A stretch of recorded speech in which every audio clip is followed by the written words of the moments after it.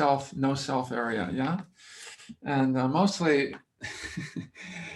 so often for me, it's about continuing to see the dramas of the self, the ways we get hooked by the ways that selfing continues to present itself, versus there are many wholesome ways that it shows up, but the unwholesome ways that it continues to show up and hook us again and again and again.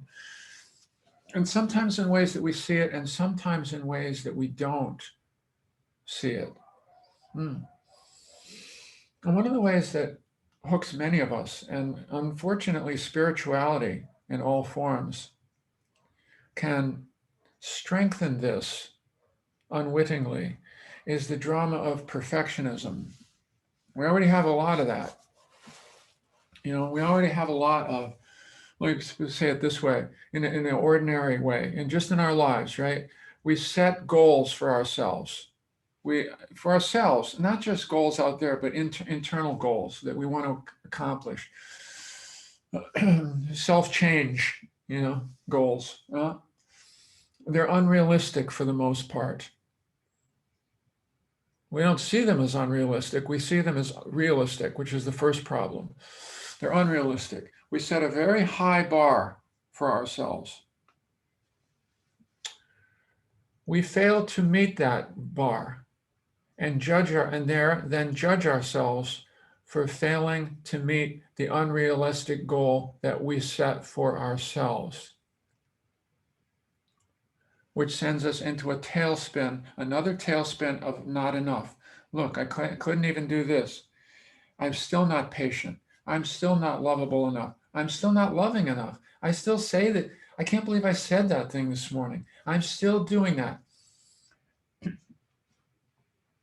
There's the perfectionistic bar is always there, like the carrot. We're the ones who put the carrot up there. Not that our culture doesn't support that, that sense that the self-improvement, we should be better than we are. We get messages early on, and we have internalized messages of that we should be better, more than we are, and find ourselves comparing ourselves with others, with others. We find ourselves comparing ourselves with, we create so much trouble this way. I was reading this quote this morning. This is one of those spiritual quotes, okay? Love this. I'm just going to read part of it. This is from the Tibetan tradition, okay? Listen to the first sentence. Your view should be. Now, so I didn't see this until I read it, like 30 times over the years. Your view should be as high and vast as the sky. Hello? It should be, but it isn't, right? As high as the sky. It isn't as high as the sky. Big problem for me, right? I'm already in trouble here. Pure awareness, once it manifests within the mind's empty nature, can no longer be obscured by negative emotions. In what dream world is this? Am I supposed to be inspired by that? Because I am so far away from this. But maybe if I practice hard enough, I too, little Billy, can get there someday. But not today. Not today. Today I'm a sad sack. So far from this, so disfigured, so small. It reinforces my smallness. Okay? Confused thoughts cannot affect pure awareness any more than a sword can pierce the sky. Now, I used to read that and go, yeah, I'm going to get there. Let's go to another retreat. I can get there. Meanwhile, all it reinforced was my unworthiness in the moment. It didn't reinforce at all moment-to-moment meditation practice taking a good look at how I'm creating and co-creating my suffering in this moment, how I'm co-creating my suffering in this moment just by reading that and buying into that.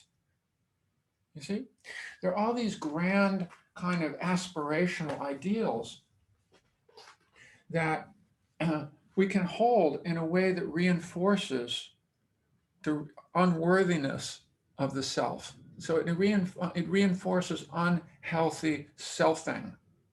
Yeah, even enlightenment does that in all kinds of ways. Now, maybe we're all different with this.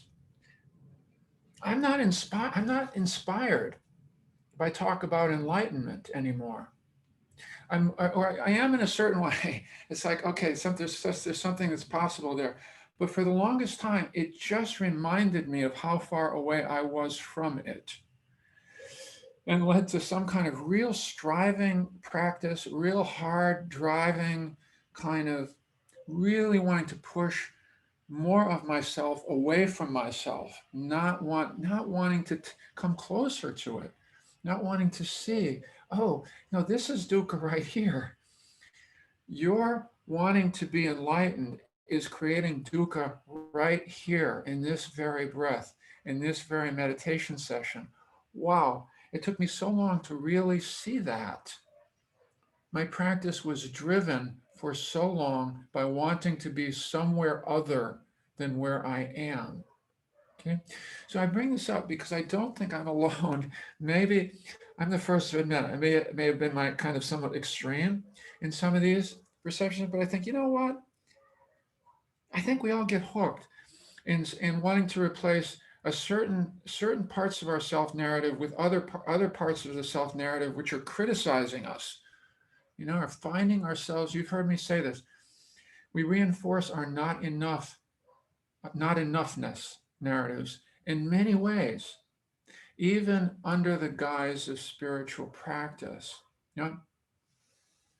So I'll tell you the metaphor that inspires me now.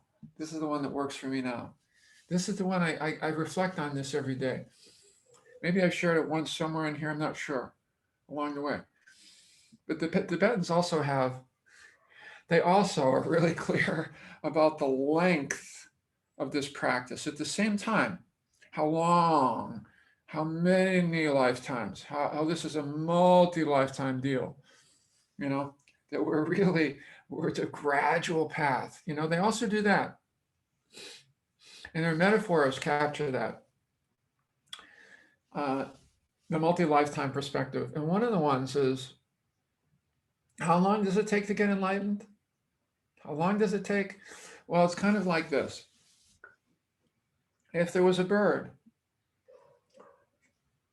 beautiful bird in the sky, you know, huge, think of an eagle or a giant hawk, right? In the bird, in the sky. And it has a silk scarf in its beak.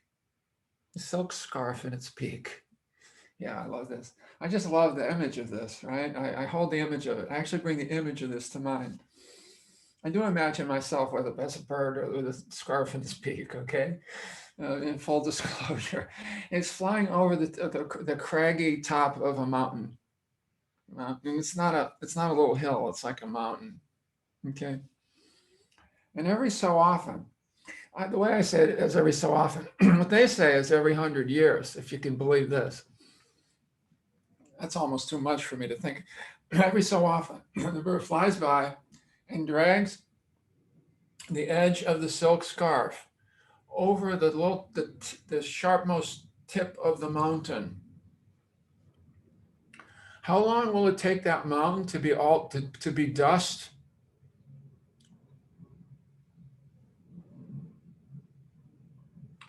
That's how long. In other words, forget about getting there. Forget about getting there.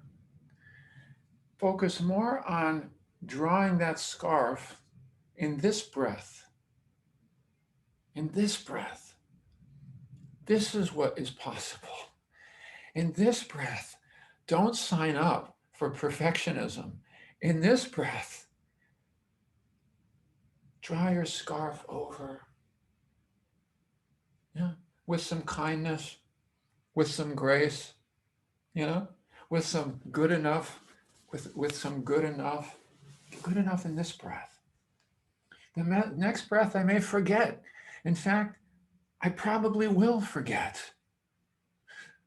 But then here's another breath. And in this breath, oh, here comes the bird, like that. And it's beginning to take faith, real faith, real faith in our capacity to do this breath one at a time. Not to get anywhere, but to have some faith that this will add up. Somehow this matters. This matters. This is also part of co creating. You know, it's beginning to release something in me. It's beginning to bring forward some kindness in me and some care in me when I can be there and forget about, oh, no, I want to stay here. That's another hook. No, I'm not going to stay here, but I'm going to bring it when I can, now and now and now. Yeah. So for me, and I really offer this for your reflection, my path is that metaphor and that reality, that I really have great confidence that I can do it when I remember, and I remember as best I can. I forgot already several times this morning. This morning wasn't a great morning for me. You know, you have those mornings.